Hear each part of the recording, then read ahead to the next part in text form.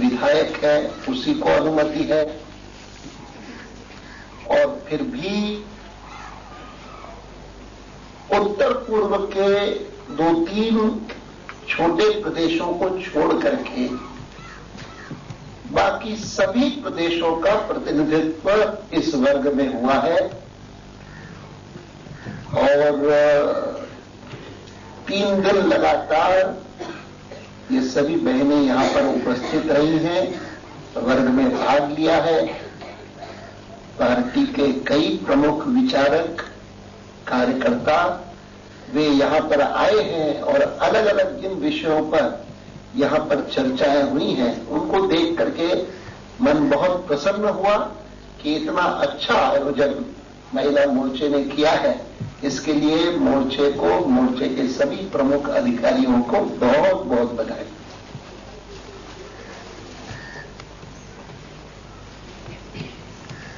मैं स्वयं अपने अनुभव से जब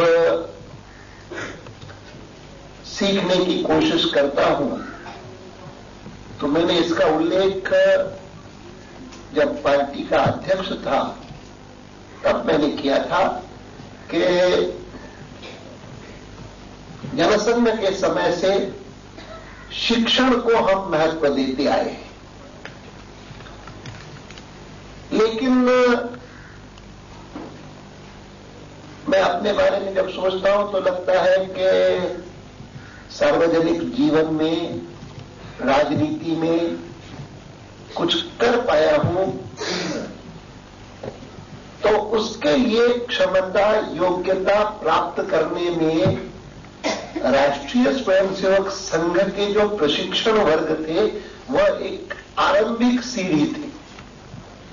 मैं शायद 15 वर्ष का था जब पहली बार राष्ट्रीय स्वयंसेवक संघ के जो वार्षिक शिविर होते हैं उनके निमित्त मैं कराची से इंदौर गया था और पहली बार अपने प्रांत से बाहर निकला और इतनी दूर गया, महीना भर वहां पर रहा। आज भी याद आता है, एक एक वो दिनों की सारी स्मृतियां आती हैं। प्रथम वर्ष, फिर द्वितीय वर्ष, फिर तृतीय वर्ष, फिर शिक्षक के नाते कई वर्गों में जाना।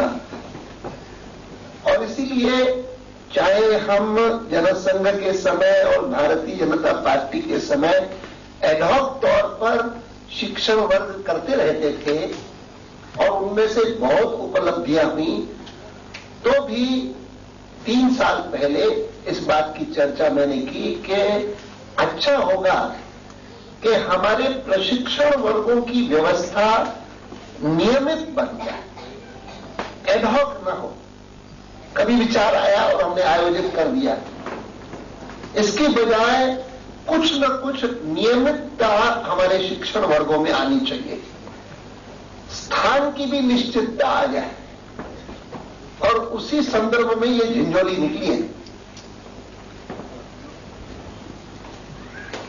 अभी तक नियमितता नहीं बन पाई है और जब नियमितता की बात की तब मैंने ये भी कहा कि अच्छा होगा कि हम प्रशिक्षण वर्गों का सिलेबस भी तैयार करें कि भाई पहली बार अगर कोई कार्यकर्ता या कार्यकर्त्री आएगी तो उसको ये शिक्षण दिया जाएगा, दूसरी बार आएगी तो उनको ये शिक्षण दिया जाएगा और तीसरी बार आएगी तो उनको ये शिक्षण दिया जाएगा। और अगर कोई कार्यकर्ता, कोई कार्यकर्त्री ये कहने की स्थिति में होगी कि मैंने तो भारतीय जनता पार्टी के जो वर्ग हैं उसमें मैंने तृतीय वर्ष वर्ग भी किया है, तो ये एक कसौटी सी बन जाएगी, मापदंड बन जाएगा कितनी समय है। क्योंकि मैंने विषय देखे, बहुत अच्छे विषय, लेकिन बहुत अच्छे विषय होते हुए भी शायद वो क्योंकि सिलेबस नहीं बना है, इसीलिए स्वाभाविक है कि हम जो आजकल के तात्कालिक विषय हैं उन्हीं की चर्चा करें। नहीं तो मैं मानता हूं कि भारतीय जनता पार्टी का कोई भी कार्यकर्ता हो या कार्यकर्त्री हो, उसको हिंदुस्तान के बाहर कहीं वो जाए, मानो वो श्रीलंका चला जाए और श्रीलंका में उनको कहीं पर भी किसी स्थान पर खड़ा किया जाए और उसको कहा जाए कि भाई भारत का संविधान कैसा है वो जरा बताओ, तो वो बता सकने की स्थिति में होना चाहिए। भारत के संविधान की उसको जानकारी होनी चाहिए, मोटी मोटी जानकारी। वो कोई कॉन्स्टिट्यूशनल एक्सपर्ट होना जरूरी नहीं, लेकिन उसको ज्ञान होना चाहिए कि भारत के संविधान में राष्ट्रपति और प्रधानमंत्री इन दोनों के बीच में क्या अंतर है। अभी मुझे आज से 4 दिन पहले रूस से जो वहां के अपर हाउस के चेयरमैन थे वो आए थे भारत में एक संसदीय शिष्टमंडल लेकर के, और उनके साथ साथ 9 गवर्नर थे। अब वो जो 9 गवर्नर थे वो अपने अपने प्रदेशों में, जो उनके यहां पर रिपब्लिक्स कहलाती हैं, उन रिपब्लिक्स में हमारे जैसे गवर्नर नहीं थे, वो वहां के चीफ मिनिस्टर के समान थे।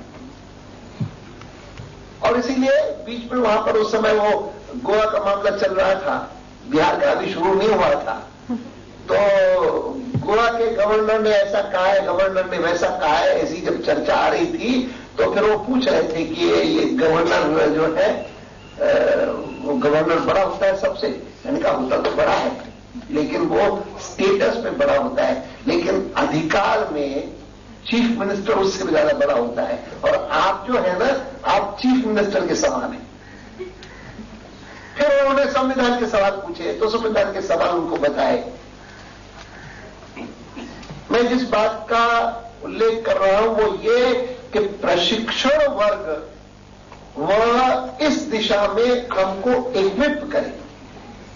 महाराज जी ने कहा ना कि हम यहां से निकल करके जाएंगे तो हम अपने कार्य के लिए अधिक प्रभावी उपकरण बनेंगे।